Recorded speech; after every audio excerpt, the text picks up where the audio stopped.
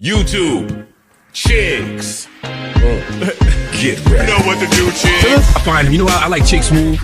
Chick Smooth is somebody I really enjoy listening to on YouTube because Chick just got an intellectual curiosity about things. Ah, man, say it ain't so, you guys. They got him. They got Joe Budden in the spin cycle. Now, one of the many downfalls about podcasting is that you talk so much every single day, every single week, that eventually the truth about how you really feel about somebody is always going to show. Somebody go get Punch TDE on the phone. Somebody go call my man's AD from Community. We gotta resolve this issue ASAP. Now, after Jay-Z's interview last week with GQ, a lot of people started having discourse about the outlets and platform that he chose. A lot of people criticized Jay-Z for sitting down with GQ and not giving his man's Memphis Bleek, who just started his own podcast, an interview. Now, of course, Jay-Z could have sat down with anybody and the interview would still do great numbers. Why he chose GQ to sit down with as opposed to other platforms, that's completely up to him. And even Memphis Bleek himself really doesn't care that Jay did not sit with him.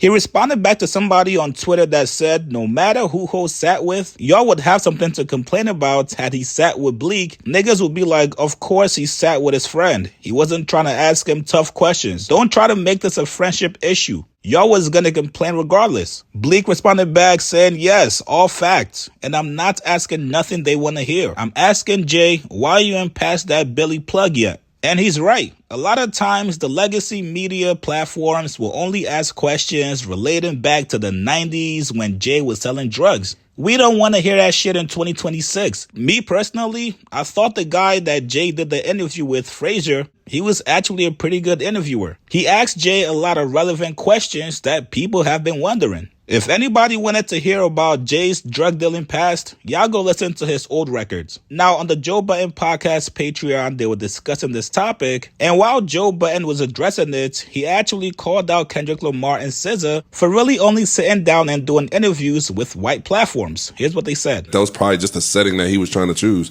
When you somebody high up, you could pick what type of interview you want to have. Come on, say that stupid Memphis Bleek shit you said.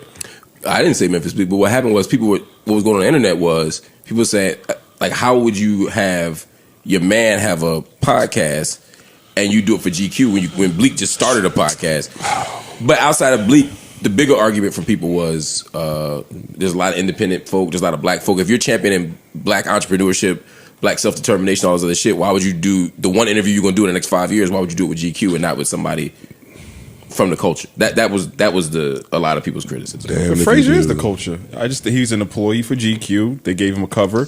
They did a photo shoot. It makes sense. Yeah, but the question wasn't so much like, could you do it with why'd you do it with a black white reporter? Publication. Yeah, it was. So what he's about to do? About the outlet. For platform. For Black Yeah. Beat?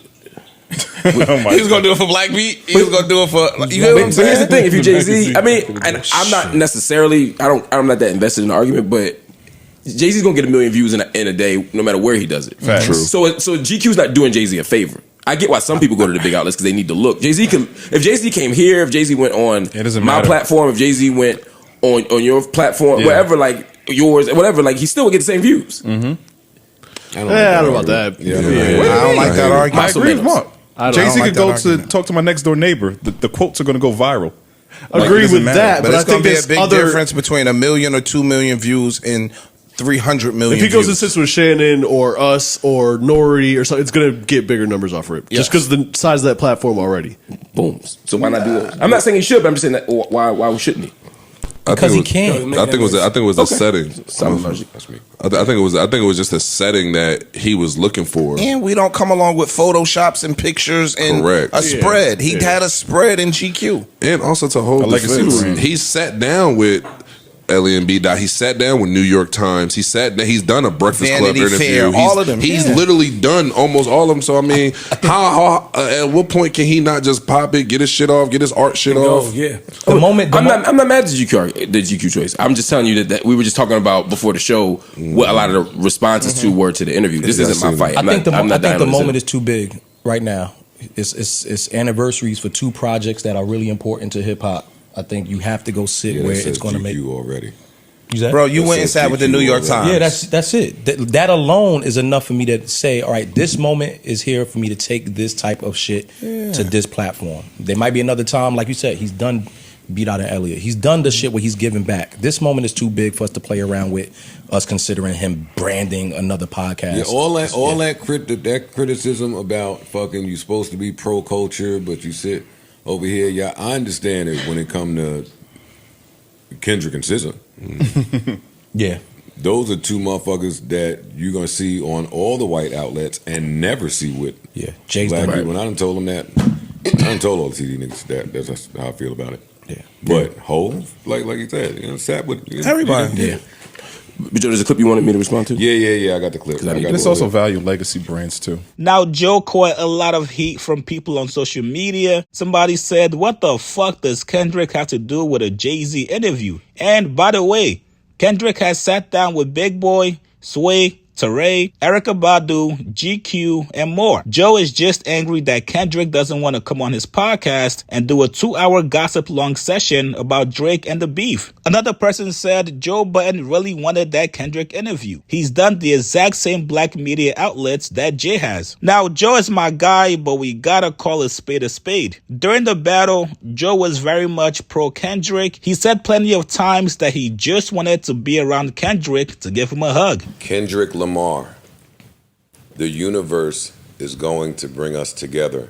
Because you want that hug so bad. Because I believe in the power of the universe.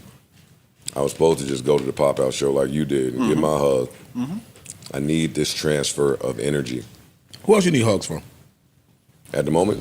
I know you said you need to get your Chris Brown hug. You got that. Got a hug. Chris Brown did that. Now you're saying Kendrick. Kendrick is on my hug list. At the moment, it's only Kendrick on my hug list. And from what it seems like, Joe wasn't lying to get the next Kendrick Lamar interview. Now, whatever happened between then and now, we have no clue. But obviously, Joe did not get the interview, which, if we're being honest, yeah, Joe does feel some kind of way about it. I'm not sure why Kendrick decided not to do the Joe Budden podcast. Maybe Kendrick only just wants to sit with journalists, and maybe he just doesn't want to sit down with YouTubers, podcasters, streamers on their platforms. But people are definitely correct. He sat down with the same platforms that Jay-Z has interviewed with. So you can't be mad at Kendrick if you're going to give Jay-Z a pass as well. Even though it has been a while, but Kendrick has done Hot 97, The Breakfast Club, Funk Flex, Elliott Wilson, Big Boy, and most recently, he just sat down with Ebro and the Deska. Now, Joe is normally transparent with his audience, so whatever conversation happened or took place between him and Kendrick Lamar's team, where Kendrick pretty much said no to coming on his platform, I think a lot of people would want to know what happened. Because right now, a lot of fans have been noticing the slick shots that Joe have been taking at Kendrick, and some of it is definitely unwarranted. You guys get in the comments below. Do you guys think Joe was hating on Kendrick Lamar, or was he just simply misinformed? Like this video, subscribe to my channel. I'll see you guys later, man.